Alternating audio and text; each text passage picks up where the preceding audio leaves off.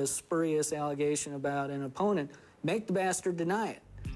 A vicious attack will start with opposition research, even rumors and gossip. And if there's not enough mud to sling, a political alchemist creates it. 2008. Let's do another set. Hillsman showed us how, using the presidential frontrunners. Look, you can make a poll say anything. For example, in June, the Washington Post asked likely Republican voters who is the strongest leader.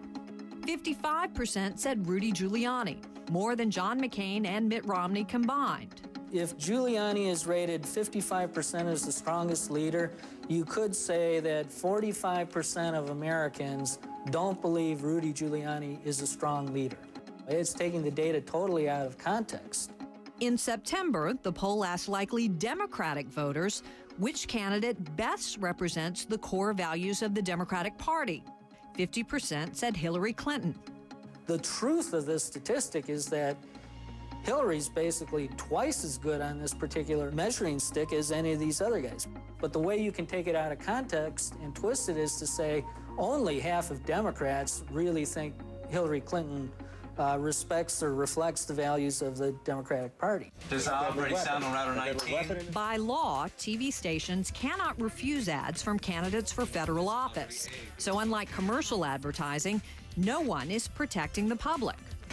In the world of commercial advertising, if you make a false claim, you can be sued. There's something called the Federal Trade Commission that can slap you with a fine for saying something that's false or unprovable. In politics, free speech, you can say anything you want. Sex lives of Vietnamese prostitutes. Broadcasters can reject ads from outside advocacy groups if the claims are not documented. But is that enough of a safeguard? The stations are inundated with this type of advertising. And if they had to devote the resources to checking out every single claim in all of these ads, they'd never get anything done besides this. Senator Hillary Clinton. Political ads that distort the facts use visuals to match. To make your opponent look bad, drain the color. Or better yet, slow motion. It gives a sinister feel. The editor controls everything. Everybody out there, the editor controls everything. The camera angle comes into play here. When you shoot people from a little bit lower, they look more heroic. It's too positive. I think this is actually a very strong photograph of Giuliani for a positive ad. The photo was taken at the funeral of a Marine killed in Iraq. If you can put this photo in that context, it's brilliant because he looks angry, he looks determined, and that's exactly what Americans would be looking for. But crop the photo and it changes.